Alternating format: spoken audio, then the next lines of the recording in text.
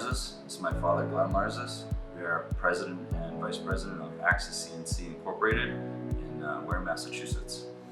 It actually started with Daniel and myself. We bought a Bridgeport machine and started making some snowmobile parts, which is our hobby. And it just so happens on the internet, other people started liking what we were making. And that's how the whole thing started. The whole idea evolved from there. And back in 2007, I had been running a construction company for over 30 years. And the Great Recession kind of made it difficult to run that company efficiently. I was too young to retire, so I did a lot of research. And in my research, I realized that manufacturing looked like it was a real viable type of business. And we ultimately decided we were going to start a manufacturing business. And the plan was to start the business and both of us keep our day jobs, which we started in 2011. Dan was working for a company doing quality control, and I was still running my construction company. It was after a year, Dan transitioned into this business full time, and I continued the construction company until 2013, which was 2 years after we started. In 2012 is when I became a full-time employee here. I left my day job, which was a pretty scary transition, because I left a good paying quality supervisor position at a medical device company and went to the unknown. I didn't know what the future held, but I had had a goal, had a plan, and decided the risk was worth it. At that point, we had 2 machines, and it was just myself and my father doing what we could. And eventually, we were able to hire some employees, and every year we've been able to have steady growth to where we are today. My name's Colin. I'm the operations manager here at CNC. Back in high school, 17, 18, I was kind of headed down the wrong road and not making the best life decisions. Dan was just starting the business. This was 2012, 2013, and he needed some help cutting stock on the bandsaw. And from there, I started, turning my life around. We started going to the gym. I started making healthier decisions. I stopped hanging out with bad influences and was really able to turn my life around. Right now in our machine shop, we have all Haas machines. We have 6 vertical machining centers, varying from a couple mini mills up to several VF4s. We also have a Y-axis live tooling lathe. We also have a fully automatic PCDMIS CMM that we use to inspect our high precision parts on a day-to-day basis.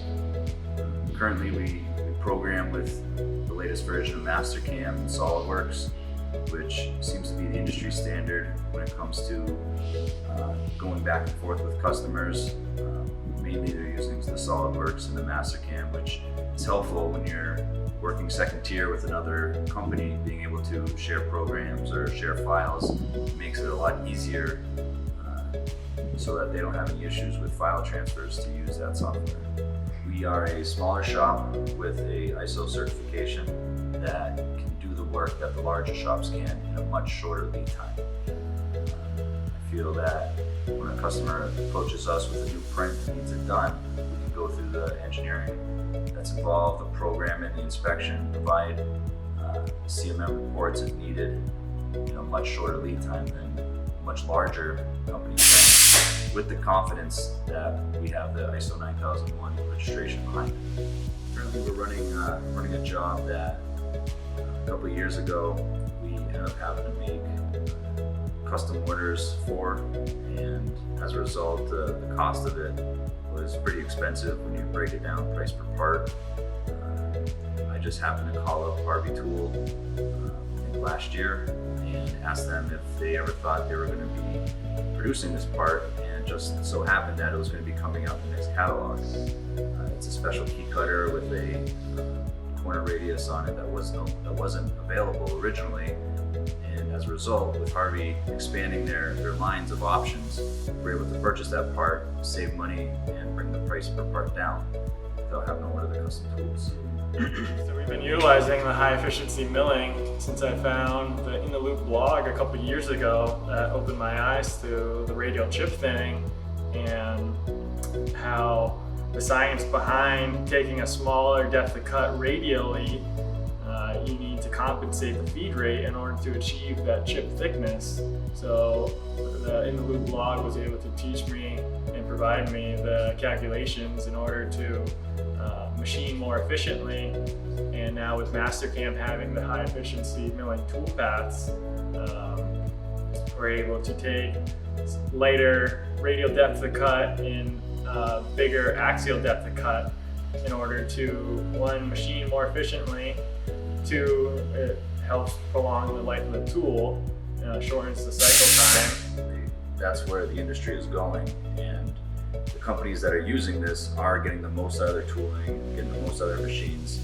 The mentality of taking a 1/4 inch cut off of Inconel with an 8-inch cutter is no longer the case. Everything is lighter, faster. I think the In the Loop blog that you had showed me was kind of the beginning of trying to move to the next level. Instead of taking your standard whatever, this is 1/2-inch cutter, this is going to work. 50% step over.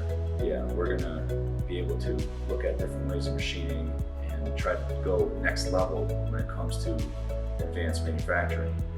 There's a lot of opportunity in this industry, and there's a very big need for people that want to work, that are willing to put in the time and try to learn rather than show up and just do the bare minimum.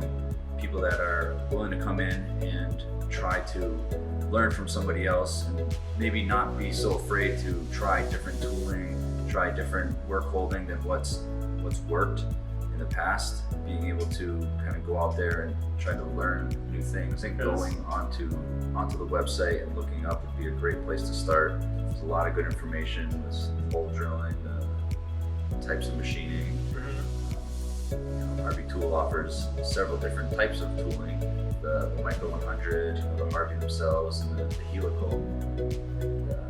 A lot of them all serve their purpose and can really benefit from trying different things. I'd say it's probably rewarding too, being in the medical industry, knowing that the products that we have here, in the past we've had parts that we machined all week, we stayed extra, we did everything we could to get the parts out on a Friday where they were brought to our customer, where they got finished, they were laser marked, whatever, put on a plane on Saturday and ended up getting cleaned and used in a case that following week. That's been pretty rewarding. We've gone through that, and I feel like that's probably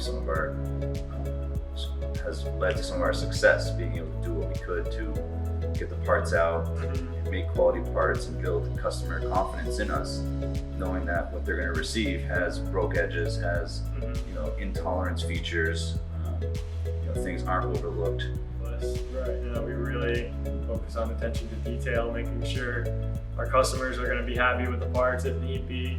We work directly with the customers, in process of machining to make sure that this is exactly what they want, or maybe we should hold it to this side, of the tolerance.